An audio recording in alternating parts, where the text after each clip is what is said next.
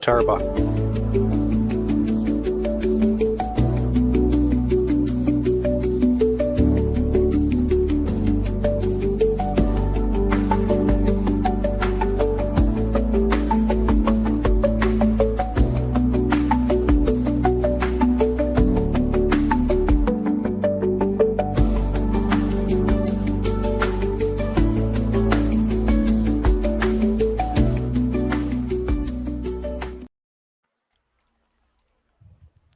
Good evening.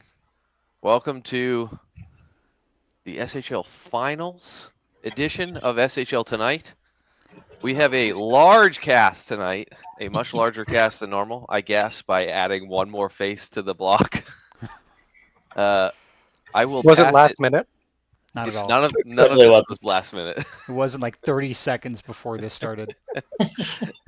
I will start by introducing my illustrious regular co-host, Hiff. What's up, Hiff? How are you? I rushed dinner because you told me we're doing it at 8, and then it's 8:09. So I think it's the cocaine on your end or something. I'm not sure, but I'm all right. Can't complain. I'm gonna have to like have all these YouTube videos delisted. Just bleeped after we out get from paid. Now, come Oh. on. We know you partook a little in that little gift Yeah. we got. They got to know you're a team player. when they're hiring Plausible you. deniability. No, is we the just word use of you the to day. test it. I am not a Not a team character of player. the- Okay, noted. the Not a snow. team player. All right. Well, Hiff has had his moment. Welcome back for your second appearance on SHL Tonight in what feels like as many weeks. Ara, welcome back Thank to the you. program. Good to be back. And we will round out our crew today with probably the most brains of the entire crew. Raman, is I this don't know your about that. first? Is this your first appearance on SHL Second. Tonight?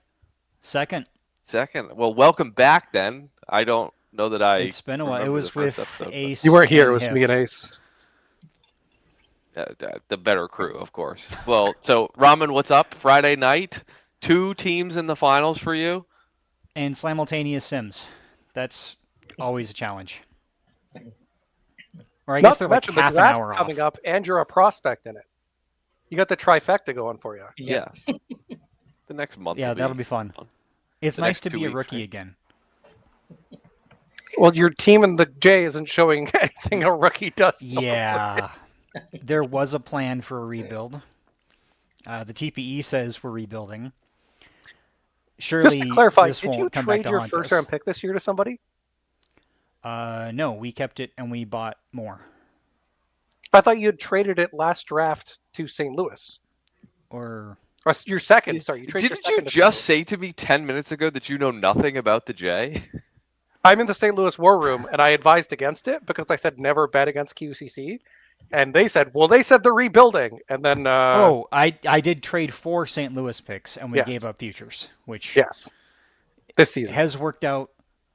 The second that we picked up from St. Louis ended up going IA, and that was our only bust of the draft. So I still blame Worth it. Jimmy. It's a It's wash. still Jimmy's fault. All right, so let's talk about being a rookie or being a draftee for the first time. And Raman, time That's 64. Yep. was I was gonna say 63, Yeah. but 64. Yeah, well, 63 was my first J season, class of 64. The S63 SHL draft class is notoriously terrible. I can tell you because I was a part of it. Well, every Dragging class you're down a the part of. average. Yeah. We had like 3-4 active players. Maybe It was 5. not the best It's class. bad. So 20 seasons later, how has your experience been in the J, having been a GM in the J for basically that entire time and then some?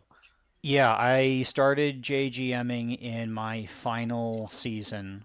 So I got 3 seasons before being suckered into it, and I'm finally escaping now. It has been a long journey, but a fun one. I mean, JGMing is just a really special opportunity. You get to see so many new faces and so many people come through the league, get drafted. Hopefully, as many of them as you can make stick around, and we've had plenty of those. So it's nice to see people that you've drafted go on to have big SHL success, and then you see them hit regression and retire, and you say, God, I'm old, and it's probably time to get out of this. Don't worry, you'll be back. I'm sure That's you'll be the way back in it happens. soon enough. I'm sure I'll be back, but I desperately need a break. Yeah. And Gwen has deserved the head spot in QCC for a long time now, so I'm really happy that she'll get the chance to really take over. Oh, did we just? Well, I mean, it's not official, but basically That's my everyone is endorsement. shouting I don't out know. Gwen, but It's the process will think be she'll what the do well. process will be. Quebec has begun apparently. Yes, Quebec has begun. Quebec. Viva la Gwyn Revolution. So I want you to specifically call out who is your best draft pick of all time in the J. You only get one person. Ooh.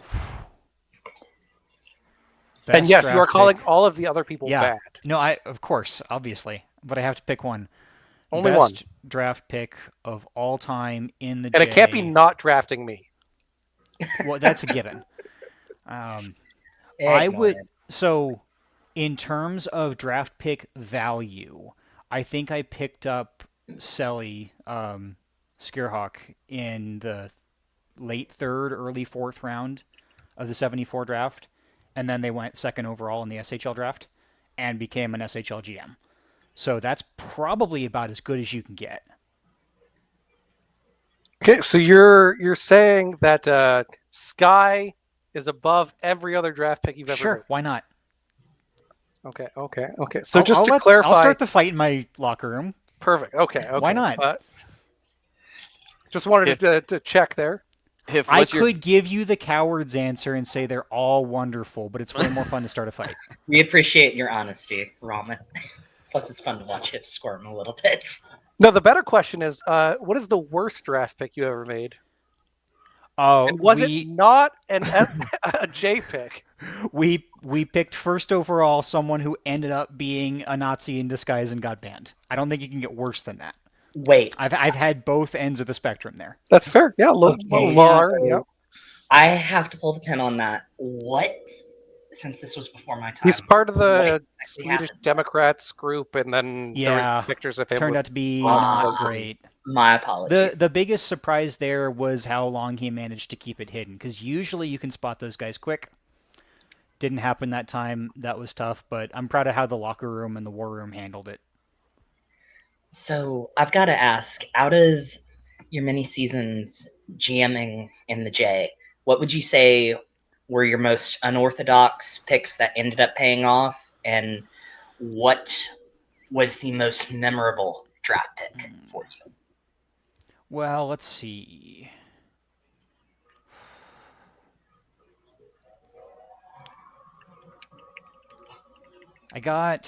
I think the most memorable draft has to be the 74 class, so the 73 J draft. That was the first Reddit class that I got to draft. When Laura and I took over as GMs, we knew that we needed to spend a season kind of trading down, getting picks, focusing on our first real core as a GM tandem. And that class was outstanding. Both the picks that we got and the picks that other teams got. The 74 classes all over the map in the SHL now.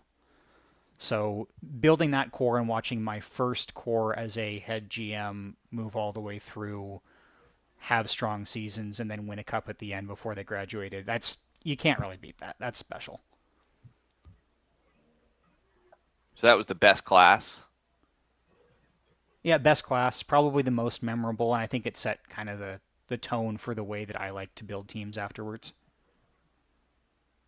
How about risks? Did you take any risks, like specific? Like I can think about, and Hif, I'm not sure. I'd love your perspective because you take risks all the time in comparison to the way that I approach GMing. I can think about taking goalies a little bit earlier than others because I just really like the people behind the player. Yeah.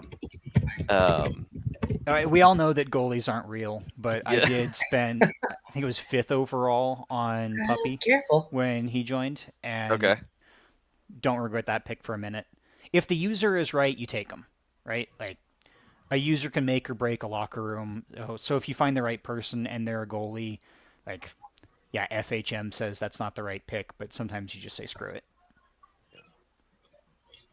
Hif, what's your like off the wall? I'm sure you have some that I can't even remember. Some risky picks. Yeah, your riskiest pick. Well, I mean, I took a guy named Jojo Larkin, having never spoken to him once. That was pretty risky. Oh, Didn't you're pan never gonna out. let me forget that, are you? I think he got kidnapped by ISIS. We're not sure. We never saw him again. Wait, what? So we were setting up our scouting sheet, and it was the first draft I was doing, and Raman was helping me scout because I had literally no one, and he had this guy listed as A. The I had draft never was what, talked like to him. 3 days after you got hired? Yeah, 3 days. And so I was like, this guy's listed as an A. He's here at pick 20. It was 21. So I traded back in for it, and he just never came back to the site. Vanished. Never heard from him. And apparently he was killing it before. I'd never Yeah. seen him. This guy got on my radar because this was back when the site was still using Twitter. And so he was on Detroit, I was on QCC. We had kind of a bit of a rivalry going because we were in like roughly the same area in the standings fighting for a playoff spot. And he was always tagging me and like just retweeting stuff, trying to like come up with fun, silly rivalry chirps. It was a good time. So I was really excited to maybe be on a team with him, and he looked like a great prospect. And then we drafted him, and he never answered. And his GM's like, "Oh yeah, he's like backpacking in Europe for 2 weeks, and then he'll be back." And he's gone. Never came back. For sure, kidnapped by ISIS. There's no other option. Nah, he got kidnapped by some French circus or mimes. But being the great GM that Hiff is, he immediately throws his scout under the bus and blames me for the pick. As we all know, good GMs delegate. You traded it for him. I just gave you a list. The list is bad. It's the scout's fault. Everyone knows. Okay. Ask Trevor Timmons about that opinion. But in terms of other risky, trading up the sheer amount of assets I gave up to get Cake made that pick kind of risky. I think it was like 3 high first-round picks I gave Seattle. Might have been more. Might have been more than 3 first picks. I think you set up both teams for quite a while. One of your better picks, to be honest. It's a great pick, but it was very risky because if Cake went inactive, we had just given up Well, way definitely. too much shit for it. But I mean, look at the dividends over the last few seasons. I mean, you had a team that's turned We don't need into to know finals. Cake's doing well. They're in the finals. Yeah. I'm contractually obligated to glaze Edmonton a little Sure, bit. but also I like the amount of stuff I gave Seattle helped Seattle become a juggernaut. Yeah, I'd like to thank you for all of the things that you did in that like If 5-year period. If I hadn't have Do you traded feel up, personally I called would've- out by your co-host here? if I hadn't have traded up, I would have taken Jove, and you wouldn't have had Jove. So you're welcome. So, had you not taken Cake, who would you have taken? Jove. It would have been Jove. Yeah. Who Nike took the pick after the pick I had. Yeah, of course I did, because I have Forgive brains. me, that was all my time. Correct. But if I had not moved up, it would have been Jove at that pick, and you wouldn't have him. So that's what I did for you. You're welcome. I'll have to look at that class because I don't remember anything other than. You would have taken B fine, I recall, because we were having the conversation at the time. Okay, yeah. So it would have been fine either way. You think? Oh, so you're telling Jove that you think he's equal to B fine? I think they're both awesome. You think B fine is odd? This is why you're never going to win a cup. What are you talking about? Has B fine ever won the cup? There's a Let's there's ask a chance. that question again in a couple in of a There's days. week. not a chance. You could ask it then, but as of this moment, has he won a cup? I rest my case. Was it B fine? What class is that? It was B fine. S56.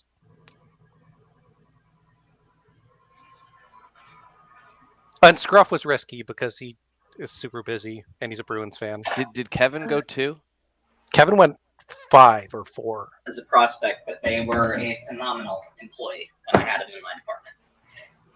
We had Kevin on the list. I remember Kevin. Oh yeah. I mean, you can't not have Kevin on towards the top of your scouting list. I think he was 2nd. And he had a pretty good playoff this year. I think he broke the J record. Broke the the record for goals. SHL single Didn't even make the season finals? playoff scoring record, and came within a game of the finals. Yeah, didn't even make the finals and he broke it. That's ridiculous. I do remember. So I loved Kevin because in SFP, Jimmy used to have trouble with math, and he would just teach Jimmy math. In Yes, SFP Kevin in would the do locker room. tutoring sessions. I remember seeing those. This is just Khan Academy, the LR. Yeah, yeah. Yeah. like Kumon Learning, but like SHL. Yeah. You just see a math question posted in the locker room, and then Kevin would take up the whole locker room for an hour explaining it. And Jimmy passed math, so it worked. There you go. So they're just doing proofs by Discord Lite, I think it was pretty much. functions mostly is what they were doing. like regular algebra. I don't know math. Just I thought I don't saw some remember the level calculus that it in there at was, one but it point, got at but- least as high as calc. We do look at the chat for what it is worth, by the way. We're we're reading. Oh, I can't see the chat, so I You gotta can look top confirm right, that you gotta I'm hit not comments. looking at the chat. Yeah, You it's gotta on the hit right hand comments side. instead of private What? chat. Look Yep. at that. Okay. This is why I'm not a co-host. Yeah, you're I'm a bum. just some we know. idiot who gets brought in. So, what took you so long to bring your friend to join the SHL? You talking to me? Yeah, Oh, I don't know anyone else who has friends. I. Fair enough. I've been trying to get Sky to join the SHL for at least a year. What took so long? I don't know. I keep badgering them about it and eventually wore them down. That's ironic because I literally said that to her like 10 minutes ago and she got mad at me for saying that. But I never ignore Rex because Rex is a Patrick Laine fan and that's depressing enough. I've lost all train on this. Hif is going back and forth between conversations with us and then answering the chat, but Correct. without referencing which message in the chat he's referencing. They know. They just know. Yeah, Yeah, the they rest I of don't. us think are one is crazy. trying No. to tell you We you're are an lost. excellent GM, Hith. I don't think anyone's saying that. All right, so If he was an so let- excellent GM, he would have won a GM award by now. It's a good point. you 7 not- times nominated, never won. have you not won a GM award? Oh 7 gosh, times yeah. nominated, never won. You actually haven't won? Correct. Do you get honorable mention for the Edmonton? My first nomination was the following the draft. I had 3 days to prepare for. Yeah, you got a nomination for the sheer volume of first-round picks you Correct. added to the locker room, In 3 which days. is impressive because usually There's 4 awards firsts. doesn't give out even a nom unless you show that they're actually earning and active. So they just took it on faith and said, "All right, this guy can't possibly screw it up." This with many motherfucker's picks." crazy. And I Well, won. That they do was a that. They known do that fact. before the picks. That's true, yeah. That was before you had come back again, though, wasn't it? Because you came back in like season 67, right? Me? Yeah. No, No? Was it? I was in Chicago by that time. 63? No, you weren't. Did you come back around when I created? I thought it was later than that. Yeah, it was 67 at the earliest, I'm thinking. It's not even on the portal. That's how old I am. The portal does not make you old. Damn, they're really trying to portal is bait my new. ADHD here with like... Yeah, 50. my Just Just keep most the recent comments recreate closed. was Not looking. 58. 58? Yeah. 58. Okay, then you would have saw the draft. That was the 65 draft when I got Plix, Holtz, and Boom. And then we had to flip Boom for Waters. I wouldn't have seen the draft, but I believe you. All right, can we ban Cammy in the chat? Sorry, please. What's wrong Nah. with beans? Cammy's great. Everything. I hate beans. Hey, Just there's my ban. partner in crime. That's a banning. How you doing, Cammy? I miss Commune Awards so much. They were fantastic to work with. Like, literally kept my ADHD having self on track for the most part. We are. I should say. I can't even say we. I am so outnumbered by Edmonton current former brass tonight. It's incredible. Well, we do. To be fair, neither of them have been brass. They're just part of the front office. Yeah, you make me work unpaid. I mean, to be fair, I'm not brass. I am just.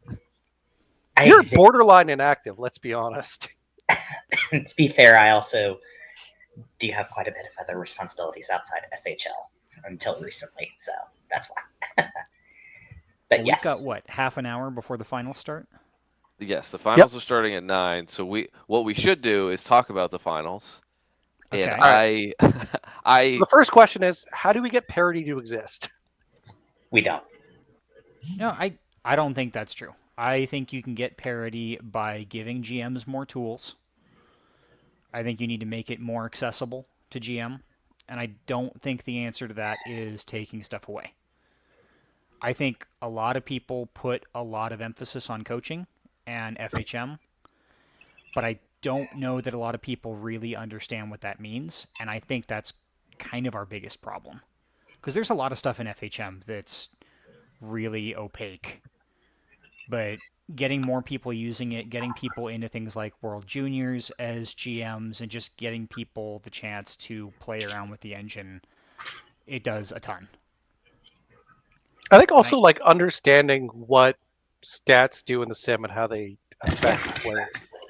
Like I remember it was the shooting range change where we had a giant debate about how Or shooting accuracy. range affected. Yeah, Or, well, like range affected accuracy and like how Right. Because what point total mattered. every attribute in the sim except for shooting range is kind of an arbitrary logarithmic scale thing that says Yeah. you're better by an amount that we don't really understand. Shooting range is a metric measurement from point A to point B, at which point, anytime after that range, you begin losing shooting accuracy. But we had like a That's- whole thing where we shit on the guy who was like, he had read the Right. thing, he was giving the right answer, and we were all actively absolutely. shitting on him. I said this earlier today in QCC. If there is one thing that is consistent about my knowledge of FHM, it's that I always think that 5 seasons ago me is a moron. And I'm always right. which is the problem because 5 seasons ago me is today's me. So There's a ton of information to be found like in the game manual, which sounds really weird because no one reads game manuals anymore. Like Nerd. if I had well I was trying to prove a point on I think it might have been shooting range when we were talking about it back in the early 70s. I'm like, Yeah. how does this work? And so I Shout out was Spooked, by the way. He was the It the was person we were all Spooked? shitting Okay. on. Yeah, so and I was insistent that I was right about whatever it was I was looking at the time, and I dug into the game manual, and then I went, oh, it spells out exactly how this works. That's wild to me. And every attribute in the game is like that.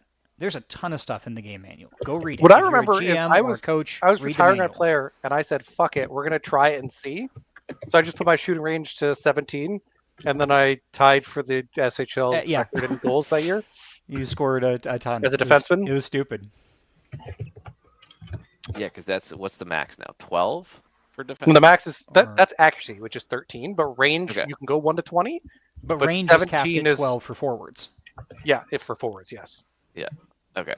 But it's basically like each point in range is 1 meter from the goal you are going to shoot. So Something you can like that. measure Yeah. it out, and that's how much accuracy you need to matter. And I think we did the math in like 17. 17. was- It's 17 and a Covers- half if they're right at the blue line, but no one shoots. Yeah, like, if you're on blue shooting line. from like the far corner, then you're going to have an accuracy penalty, but you shouldn't Yeah. be shooting from there anyway. We hope. This was all before there were the shot quality metrics, Yes, right? yeah. Too. So Oh, shot quality is a fun one because I think it lies to you. I don't believe in it. Because shot In quality what- doesn't in tell what you how way? good it.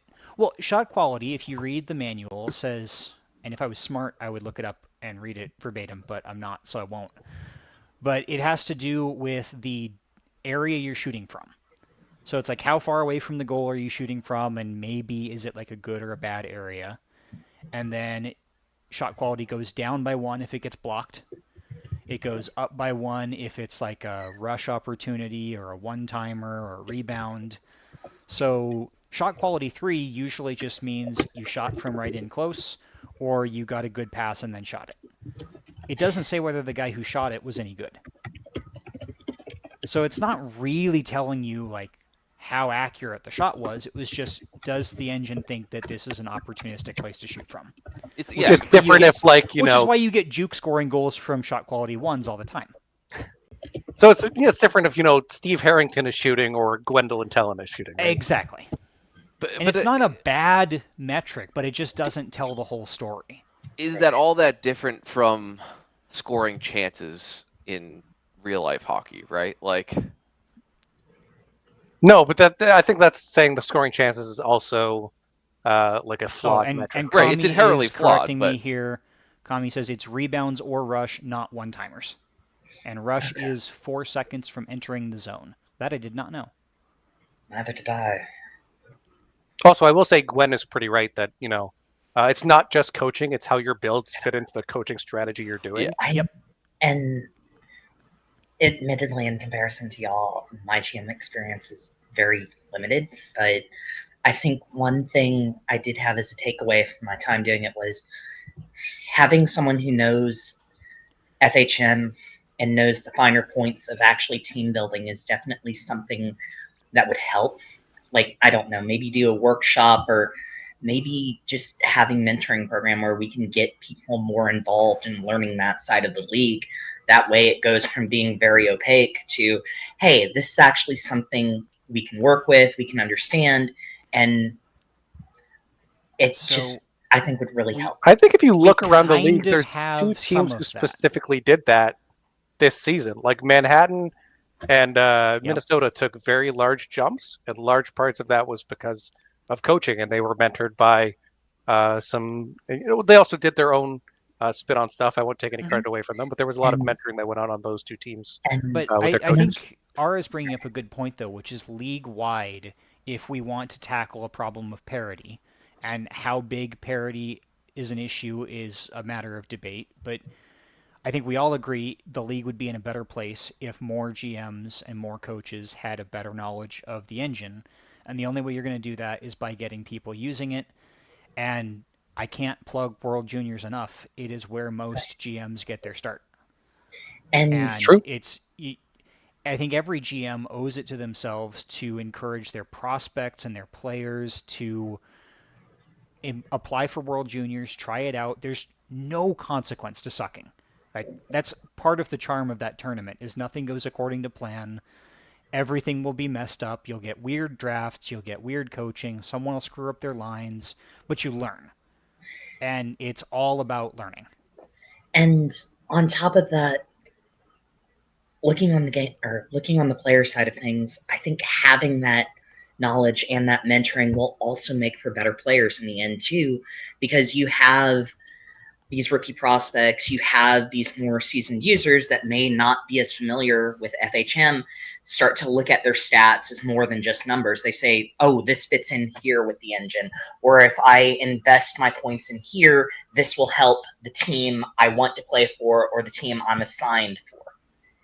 If that, I think if your team sucks, take the reins. Like, offer to help with coaching and builds for your GM.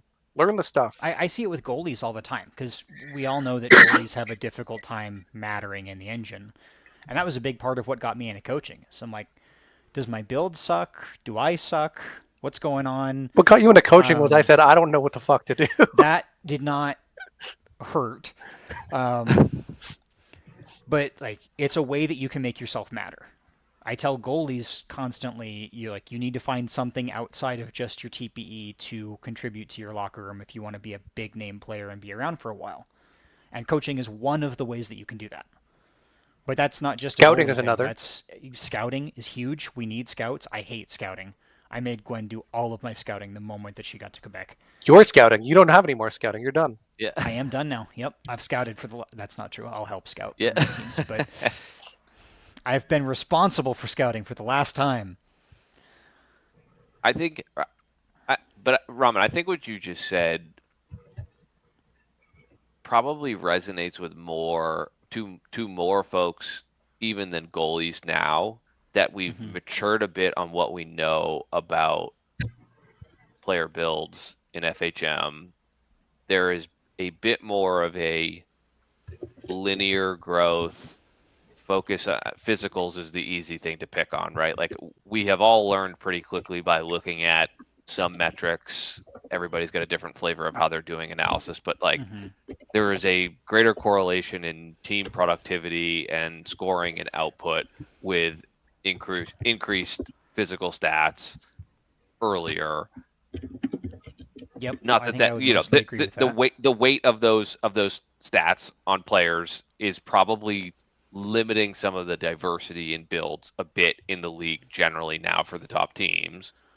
With all of that said, it creates that opportunity for folks to say, okay, well, if I want to create the goal scoring center, my trajectory generally looks like this. There is some variation, I think, a little bit more in the forward group, perhaps, than I may be alluding to. But with all that said, that opens up a lot of your time to say, if I want to fit into one of these teams, it's going to be a super successful cup contending team. I probably am going to have a role there, and it's going to be pretty like I'm not going to have a ton of. I'm going to play with this. I'm going to do that a little differently. Towards the end, right, as the team gets to that top echelon, like we talked about, right? There's things on the margins that you could do to play with how builds fit together and roles and all those other things. But there's an opportunity there to say, okay, well, if I have a pretty clear path, linear path of like what my player growth profile looks like, and I know that I'm just going to consistently be earning in the same way that you talked about goalies having to broaden their aperture of things that they're potentially doing within the league to keep themselves interested and drive the progress of their team. Like that's another notch to say, okay, well, go do these other things too, right? Like learn coaching, play around in the sim, brainstorm those creative ways of like, oh, we can fit this player into that role. Have we tried these combinations? What about these tactics? Like some of those things I think are an interesting, because as a GM, personally, we have so much responsibility for things beyond just what happens in coaching, but coaching becomes the main focus when the games start. But the more folks you get in, and I'm curious because we've got a lot of folks that have been in your orbit, like you have a large number of folks that you have taught tactics and you have taught how to run the sim. And those folks have gone off and done their own thing and then said, hey, here's what I'm learning, right? And so I know that we started this whole conversation with parity and I've droned on for too long. But the point there being is like, the more folks that get involved in stuff like that, the better we all get at these things. And so that's what's really fun, right? So we might have a half a dozen people who spend the time reading the manual and getting the general sense of what's happening here. But as folks start to branch out beyond like, what is my player build going to look like? And they get into, how do I help my team be better? That brain trust thing becomes really fun. Like that's the fun community aspect of it. And that iterative learning thing is how you end up with teams like Quebec, teams like Edmonton, who have that perpetual success because it's a community of effort. It's what makes coaching not suck. Like I'm sorry, Hiff, but I've coached some seasons solo, and it's rough because you don't know what goes wrong. Like you have an idea in your head, you say, this is my plan, this is what I'm going to do, and then you get a win or a loss, and everyone else, feels the win or the loss, but you don't get feedback. And I think if there's anything to credit for what I've seen for success in Quebec, it's been how big of a coaching room we have. We bounce ideas off of each other. You can't test sim, which has been a godsend, but I think like banning test simming opened up a ton of creative liberty to just theory craft nonsense, right? You say, hey, what if this worked? And in the old days, FHM6, you'd say, okay, well, I'm going to make these like 3 or 4 changes. I'm going to run a bunch of test sims. Oh, we didn't win. It's bad. And you scrap it. And now it's like, all right, well, what if we ran this particular scheme that's focused on putting the left D doing this play because this tactic says that they rely on this attribute or whatever, and our roster fits that. And then that leads you to say, well, what would how would that interact with the other team that's doing this? And I love looking at what my opponent's scheme is and how it matches with my scheme. And I say, where's the mismatches? Where's the advantages, the disadvantages? And after a heavy loss, you sit back and you say, why did we lose the game?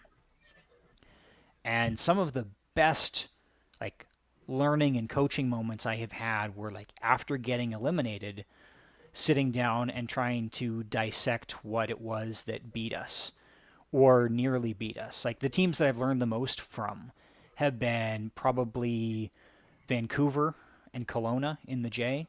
Not necessarily because they're the best or the worst, but because like they've had opportunities to beat us more than anybody else being in the same conference. And we learned a ton about that, and it reshaped how our next core looked. And in the SHL, like you had juggernauts like Winnipeg in the '60s, and you said, how do they keep beating us? And assume it's more than just the TPE, and you learn from it. In the But, like, '60s, it was the TPE. it didn't hurt. The like thousands of Seattle, TPE they had on us, yes. Seattle has been one of the teams that I think does a lot of off-meta stuff that has really challenged us in Edmonton over the last few seasons. And you see I thought every NOLA would time be on your guys' list. NOLA is also on the list. We always seemed to match up against NOLA, and they always give us a challenge that is more than you would expect from the TPE difference. And that shaped a lot of what we learned. And then, of course, Atlanta, you play a team 3 times in a row in the finals. You start to learn how they tick, and you start to ask what makes them so successful, especially when they haven't always had the TPE edge. So, you look at a team like that and you say, well, they're obviously well run, they're obviously well coached. What is it that makes them that much better than everybody? And I think the teams that ask those questions and then really sit down and have that conversation are the ones that are going to be winning more often than not. The interesting thing is, I think there's a lot of teams that are having those exact conversations right now I hope so. about the teams that are in the finals again. But that's the key, right? You have to have the conversation. I'm wishing that I could had like taught Evil a few things wrong before sending him off to Detroit so that he wouldn't beat me in these finals, but it looks very scary right now. And I think that is ultimately, as y'all have said, as Raman have said, is ultimately the difference between the successful teams that make finals, the teams that are rebuilding, and the teams that aren't going anywhere. It's that willingness to look at and play with different options, different tactics that ultimately not only improves the team, not only improves the community, but ultimately makes for a better league experience as a whole. I mean, one of the joys I have had just watching in the Edmonton locker room and watching in the San Diego and St. Louis locker rooms is just seeing the different ideas they will toss back and forth on, okay, this didn't work last game. What can we do this time? And they'll just go back and forth on it. It's that kind of engagement, especially when they bring in the newer and younger players, that to me is just fascinating to watch, and ultimately seeing it pay off. Like, for example, Edmonton and STL over the last few seasons has been amazing. So my question is, I meant. Yeah, go ahead. You meant Quebec, but yeah. Sorry. Is your next challenge to figure out how to make the 1-3-1 Boucher work? That if I could make the 1-3-1 Boucher work, I feel like I could retire happily, having peaked. Because I mean, like, there's got to be a way to commit to the bit and counter the high end attacking teams. I do not. I have tried figuring out how to make a low tempo, super trappy defense work. It's not. It doesn't work. I promise. I've tried it. I've got ideas. I don't think it's the Boucher. So the issue I have with like checking teams and like really strong teams aren't as valued because injuries don't exist. Is my thought, here right? comes his soapbox about turning injuries on. I think we should have injuries, and you get a bot player if your player gets injured. It's like you miss a game or two, and just bring some checking into the league. Have your fighters who want to fight do something. SSL has a good. I don't know what the engine's limitations are. Like in the SSL, you can have players get injured mid-game, and then you just click a button to fix all injuries afterwards. And you can remove the injury, I'm fairly sure, in FHM. Yeah, but like, does that make for a better experience? I don't know. I think it could add I a lot think of you'd have a build diversity. if you want build diversity, first of all, I think it's coming. I think it's already coming, and some teams are finding out that having everyone run the same build is no longer as successful as it maybe used to be. So I expect to see that naturally change. But also unit tactics. I I know it's not popular to bring in more coaching tools, but more coaching tools lets coaches use players in different ways. And it's hard to be a player now that wants to be heavily defensive, like a defensive forward.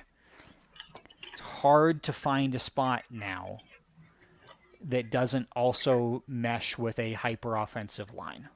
There's ways to do it, but there are pretty limited opportunities, and like you've got to run the same sliders for your power play unit as your penalty kill unit, and that's always bothered me.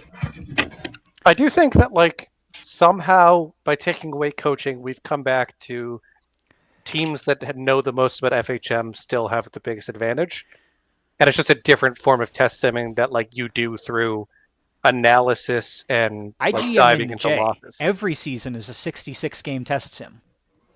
But We all make the point is playoffs. that, yeah, like test simming brought us back to testing, but not the like post results of the sim.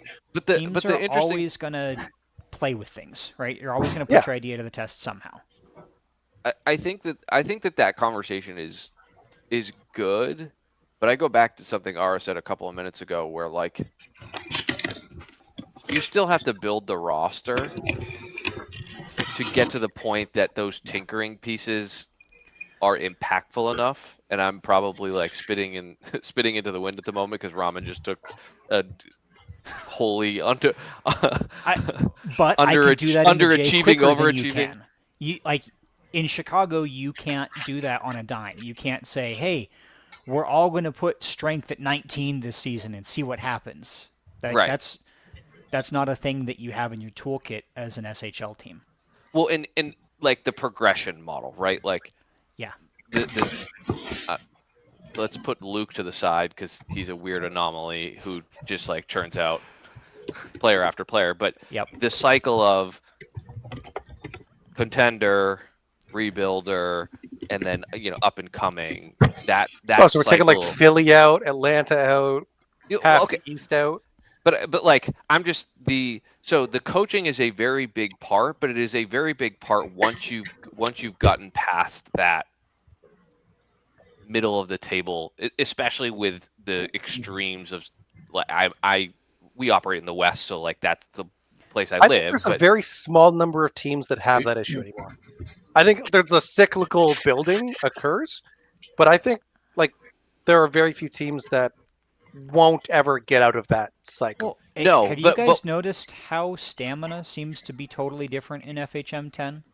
Like the days of everyone having to have yes. There's so many teams trying, running basically two lines, letting their young prospects develop on the third line, running two good lines. I think there's a lot more room for teams to be more spread out in TPE than they used to be. But do we see that? So Manhattan is a good nod to that, right? Because they certainly leaned into that this season.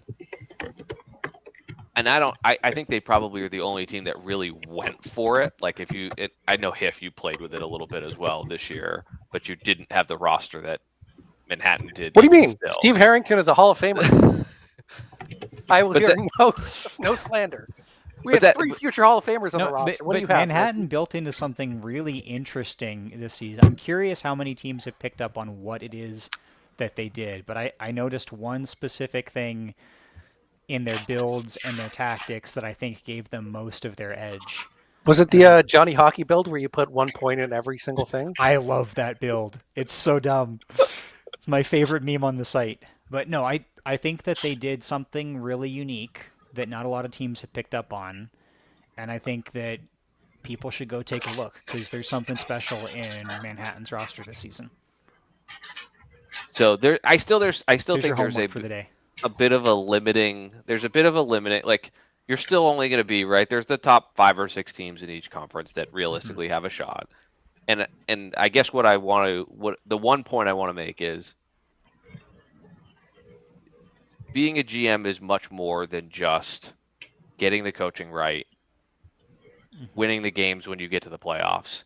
You have to build a culture and community in your locker room. You have to draft the right people. You have to get people engaged. So we've talked for 35 minutes about coaching and tactics and FHM. But what I don't want to be lost, and I know that like everybody here understands this because we're all part of it, but like, Well, it I is don't bring it up because this is what I talk about in every other SHL Tonight Yeah. episode. but like, and This is my you whole thing. So well, we have It's the Ramen main here. job.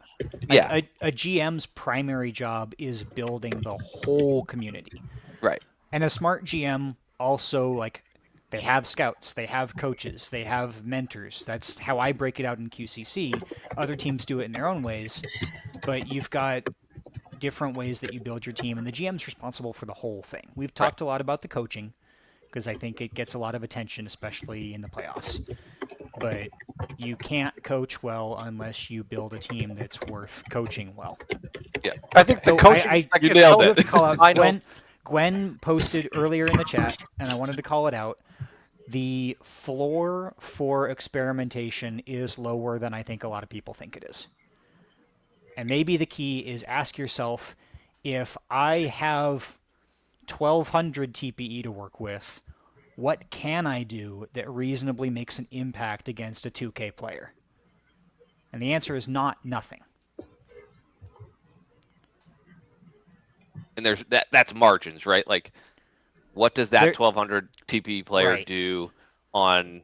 I mean, we play hockey D&D, right? Right. It's, what happens when you're playing a D&D game? You roll to attack a monster.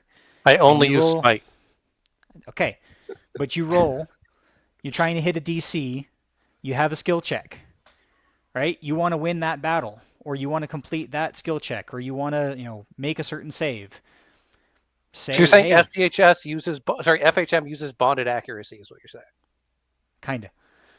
But you can win some battles as a low TPE player. You can't win them all. Right. And I think there's room to experiment there by saying, hey, what can I get out of this limited TPE by picking my battles and not just making the good player I want to be, but worse across the board. I also think there is some credit to, there should be just one team who just says, screw it, we're going to try like leaning into one specific build with all our players. Yeah.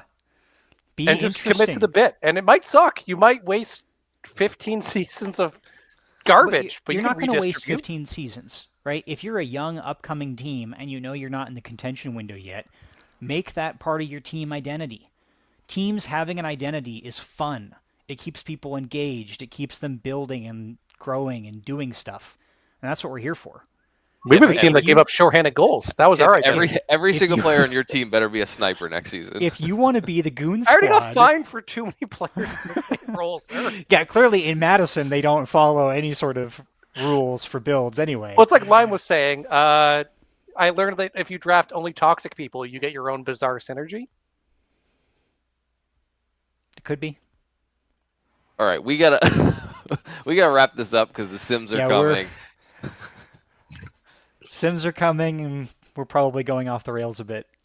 But No. Ramen, This thank you for podcast- coming. We're not Oh, going this is off fun. the rails. Thank you We're just guys for having fun. inviting me with like 5 minutes to spare. You're welcome. All right, I'm last going to go parting and watch and thoughts. agonize over 2 Sims. Yeah, parting thoughts. Last words before we sign off. Let's have fun in the finals. Yeah, good luck It's to both teams. Yeah, good luck to Best all of four luck. Edmonton, teams. Atlanta, Part 4. Yeah. Best of luck to both teams, and well, we'll see Bye, how everybody. well they do on the ice. Y'all take All right. care.